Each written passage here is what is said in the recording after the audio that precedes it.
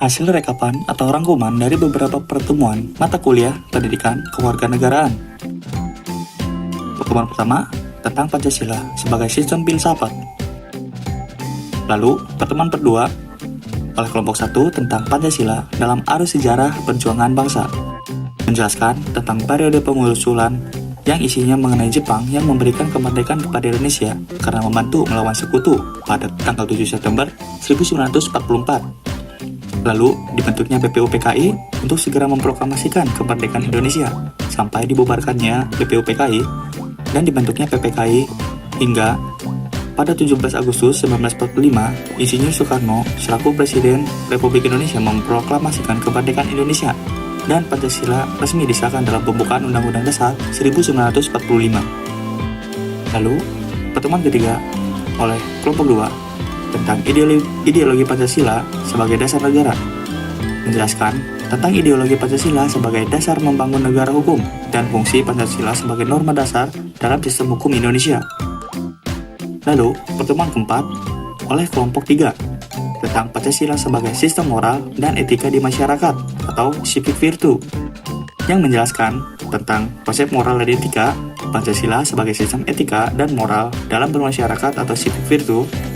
Lalu konsep Pancasila sebagai sistem etika dalam kehidupan, lalu konsep Pancasila sebagai sistem moral, lalu urgensi Pancasila dalam etika, dan Pancasila sebagai dasar etika kehidupan berbangsa dan bernegara. Lalu pertemuan kelima oleh kelompok 4 tentang Pancasila sebagai identitas nasional. Menjelaskan tentang identitas nasional yang merupakan ciri, tanda, atau jati diri yang melekat pada suatu negara sehingga membedakan negara tersebut dengan negara lain. Selanjutnya, pada pertemuan 6 oleh kelompok 5 tentang politik dan strategi nasional. Kelompok ini menjelaskan tentang konsep politik nasional, konsep strategi nasional, dan geopolitik dan geostrategi. Lalu, hubungan antara geopolitik dan geostrategi. Selanjutnya, pada pertemuan 7, kelompok 6 tentang hak asasi manusia dan rule of law menjelaskan tentang HAM atau hak asasi manusia yang merupakan hak kodrat yang dianugerahi Allah SWT kepada setiap manusia dan tidak dapat dicabut atau dikurangi oleh kekuasaan atau badan-badan pun.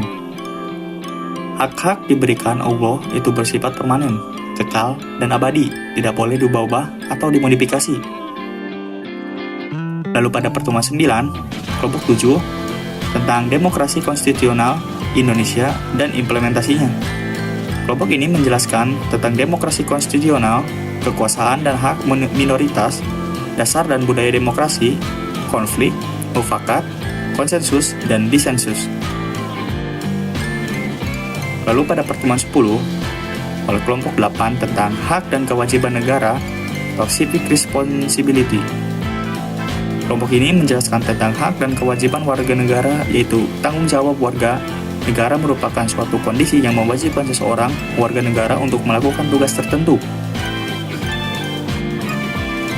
Lalu yang terakhir, pada pertemuan 11, oleh kelompok 9, tentang warga negara di era teknologi digital atau netizen, menjelaskan tentang di era digital, penggunaan media sosial merupakan saluran yang paling dominan untuk melakukan partisipasi sosial politik.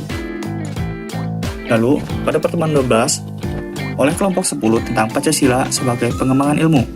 Kelompok ini menjelaskan tentang ilmu pengetahuan dan teknologi atau IPTEK yang dikembangkan di Indonesia harusnya tidak bertentangan dengan nilai-nilai yang terkandung dalam Pancasila.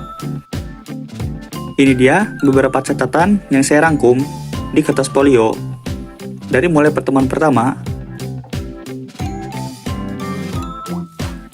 pertemuan kedua, pertemuan ketiga,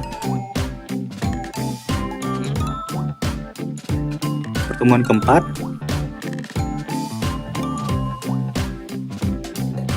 pertemuan kelima,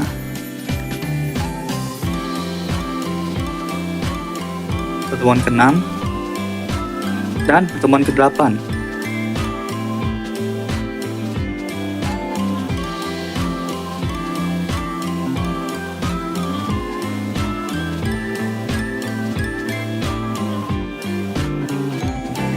Sekian rekapan materi yang saya bisa sampaikan kepada kalian. Semoga bermanfaat. Bye.